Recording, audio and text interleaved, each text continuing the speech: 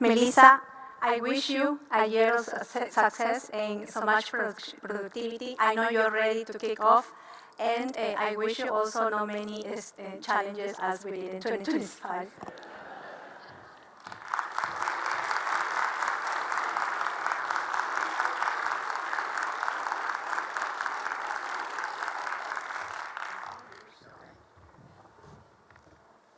But don't run off too far, Lena, because you deserve a thanks as well. We've had a tremendous amount of initiatives and accomplishments that we made as a governing board, as a society, and thanks for your leadership and pushing us through forward as a society. So for that, we thank you too, Lena.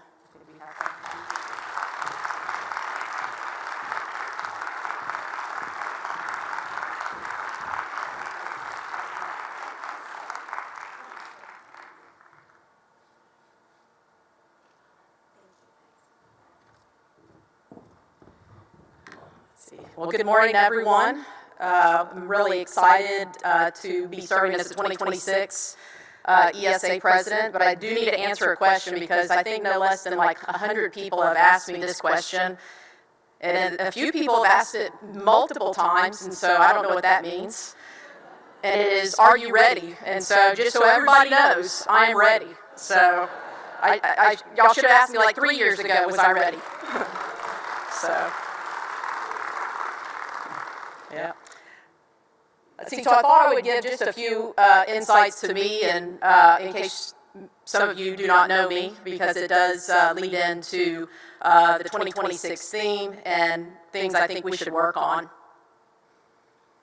So I have a 22-year career with Corteva Agriscience. I've served in a variety of different roles, but ultimately with the goal of developing new sustainable technologies for farmers worldwide to manage some of their most devastating and economically important insect pests that they're dealing with. And so for the first part of my career, I was a field crops entomologist, doing hands-on research, and probably for the last 12, 13 years or so, been leading teams globally as we move our new technologies through the pipeline and into the hands of growers worldwide.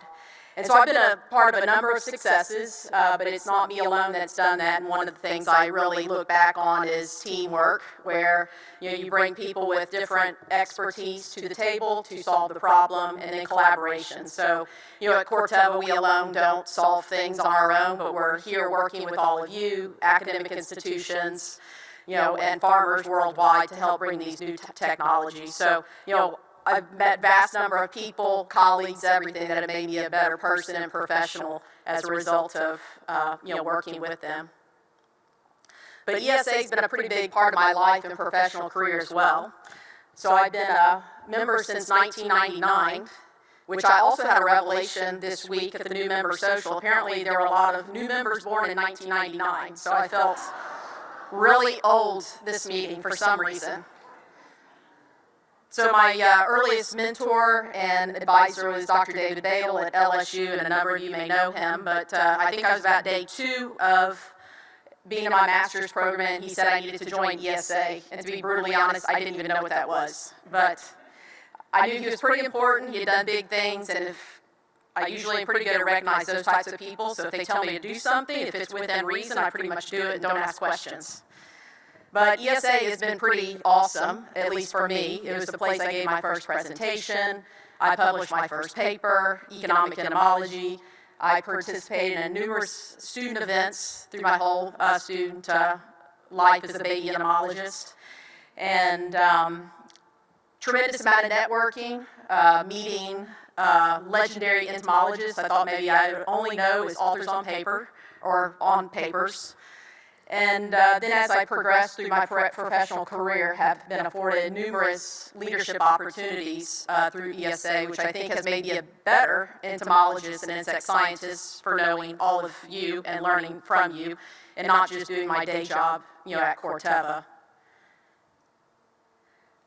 So I've also believed through this society I've had access to numerous stakeholders that I think I would not have otherwise have known or met if it had not been for Entomological Society of America. So as Pi Section President, while I was president, our section spearheaded a science policy field tour, and there's been many other types of events like this afterwards. But I really believe, and what was special about the event is, we brought national stakeholders together with our ESA members. So government officials, regulators, NGOs, beekeepers, farmers, all in one place to advance the discussion on a topic, that being pest management and pollinator health. And when I reflect on it, it was truly a special event, and one I think does not happen without the platform and strength of the ESA. And so I think we need to be reflect all together on how amazing it is and what we can do collectively to bring people together and organize. And I think this meeting in itself is a testament, and just shows the power we have, to do things and communicate our science. So that's a little about me and some things I've done here, and it's been a pretty special experience professionally and through ESA. But now we look at all kinds of things happening around us, and we've talked a lot about these last few days or months. And we can talk through these influences that are happening around us. So, declining trust in science among some populations, funding instability, policy changes at the federal, state levels, declining entomology departments, which may be impacting our workforce development. A huge thing happening in our environment right now is the publishing landscape. So all scientists have so many different opportunities or places they can publish, but some of those are not directly coming back and influencing or supporting the discipline like our ESA journals do. From a technical standpoint, climate disruption and things like that are putting more insects in more places and creating more challenges and problems that we need to solve. And then maybe still some post-pandemic trends that we're dealing with. Workload, I think everybody's sustained workload changes or escalations, and then not so many in-person connections, so deselecting meetings. And so kind of an interesting time that we are so highly connected, but yet sometimes not so personally connected with those quality in-person interactions. And so given all that, I think it just reinforces, us and what we can do, how we can support each other, how we can continue sharing and building this really great community on insect science. So a lot of us here have enjoyed a lot of things, programs, being able to come to a meeting like this, branch meetings, everything else. And so, how can we continue to move the society forward, keep growing a committed community for insect science so we can keep convening, communicating our science, and, especially for the next generation coming behind us so they can enjoy some of the same things we've enjoyed as well. So one of the things, I'm going to use the word a lot, is community, and I'd like in 2026 that we reflect on, this word and how we can, continue consolidate and have this strong community dedicated for insect science.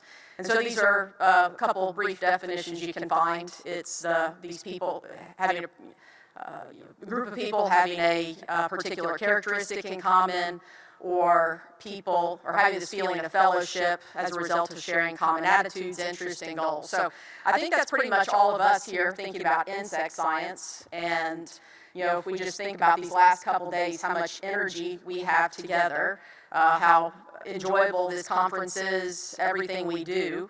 And I think we see all the strength and the power we have in the numbers we have. So we pretty much can do anything we put our mind to. And so, just like us to reflect on, the community and what we can do to continually give back and share, given we've gotten so much out of this community for ourselves.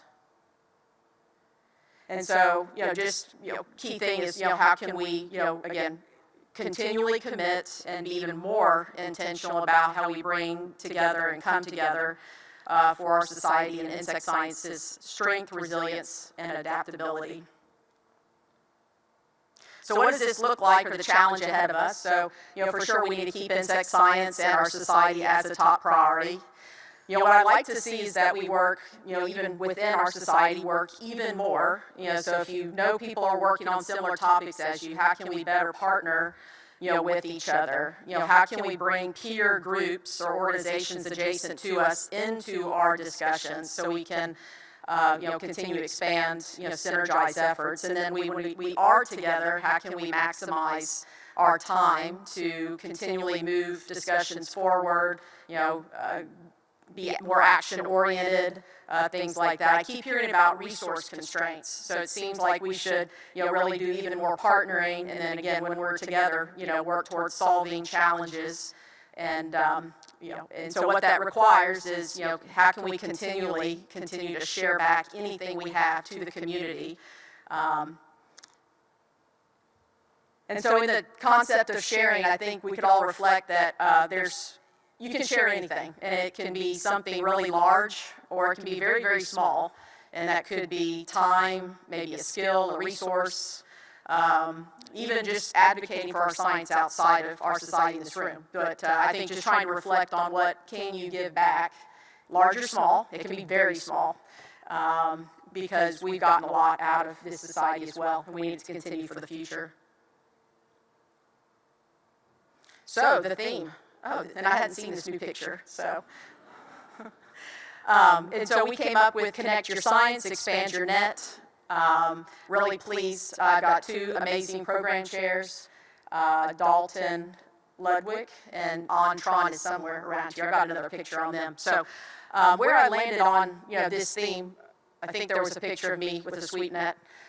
It was something I spent a number of hours and times with, but if you kind of get real cute on an analogy, a sweet net has this really solid, sturdy foundation, much like ESA, but it has this ability to collect insects, and when you look in there, there's things you expect and there's things you don't, but it's usually pretty cool when you take your sample. But it is this sample of the larger community, so it's just idea, reinforcing how we can continue to connect our science, expand what we do, share, and build this strong community centered on insect science. And there were some free nets at the exhibit hall. If I see somebody shaking their head, did get some. They're massive. You can collect lots of stuff with those. Okay, so as we look to 2026, we'll be guided by the strategic plan that the governing board recently approved, and this is centered on, we're going to be sure we're solving our global challenges through unifying our knowledge of entomology, and our three focus areas are sharing insect science, developing the next generation, and making sure we're increasing our financial strength. Now, one of the big initiatives that you're going to hear a lot about in 2026, and some of you have already heard about it and will hear more, is regarding our publications portfolio. So we're going to have a big initiative that's starting where we want to elevate and grow our portfolio, and we are going to look at all aspects of our portfolio from the reviewer recruitment and training, the scopes of the journals, the submission and transfer process, even marketing. So just looking at how we can improve and modernize as well. And so all in the effort of, again, making sure, we're growing the portfolio, and all based on really three key characteristics that we're going to keep driving home: quality, inclusion, and community. So we're going to keep talking about this and giving you more information on what this looks like, but this will be a community-driven effort. So I've given charges to every committee at ESA that'll have something related to this. The Publications Council will be working on it, the governing board, editors, and everybody, and of course all of you who are our authors and reviewers. Stay tuned because you'll keep learning more, but this is a huge deal for our community because it's the biggest revenue generator we have. And all of the revenue we have from the publications portfolio ultimately comes back here to us to fuel all the programs that we enjoy.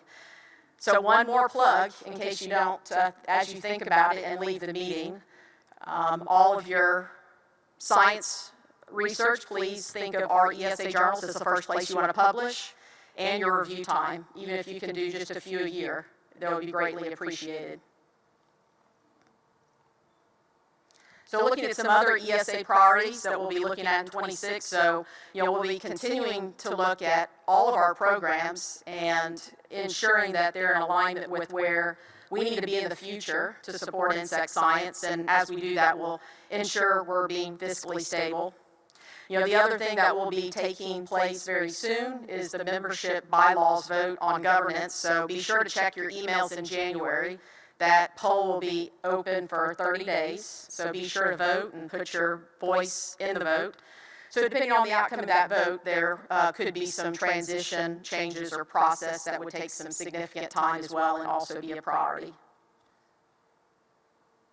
So looking at the 2026 program, and again, when we think about how we can build this strong community on insect science, we're encouraging a few things. We're encouraging content-wise. So try and be even more intentional to connect with others that are working on similar topics with you. Combine into a single symposia. Really look to connect on similar topics. If we can, let's try and bring more people from outside ESA into this meeting to share their inputs and us share with them. So we're continually sharing.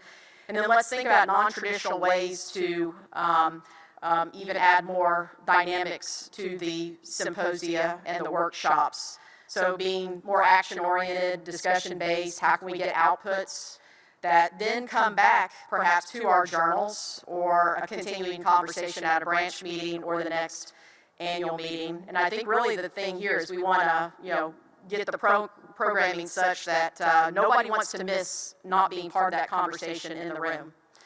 So my presentation only has one QR code. When we track metrics next year, we should see which presentation has the most QR codes. There was a few yesterday that I couldn't keep up. So grab your phone, the QR code. If you haven't heard, for Journal of Insect Science, there is a 25% discount. So if you take or translate your work here at the annual meeting and put it in Journal of Insect Science, you will get a discounted code. So I'm going really slow on this slide so you can get, I see the phones coming up.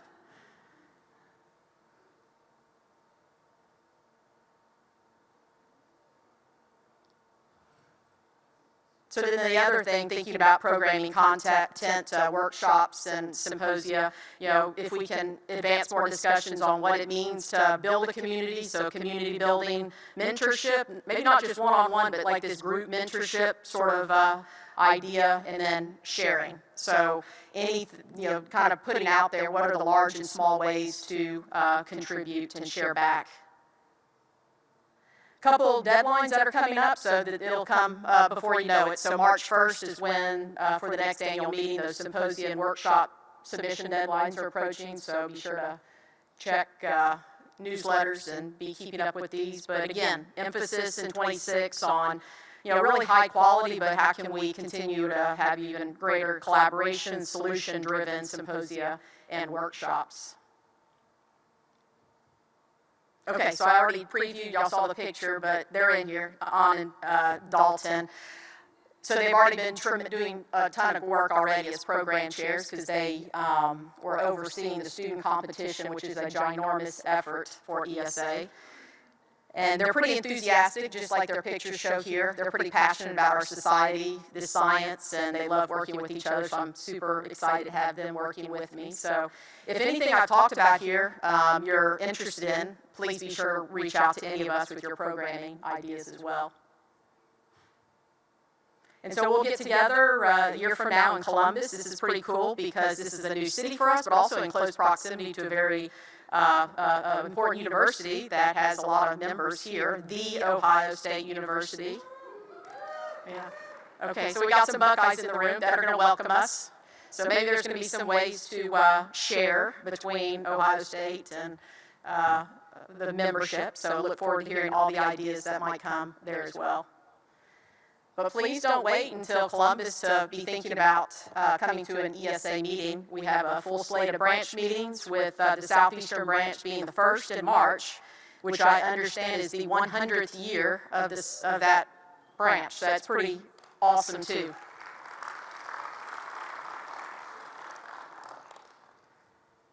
Okay, so that's pretty much it. So I think we'll probably give you some time back, but we're really excited to work with everybody in 2026 as we build this community for insect science. So thank you.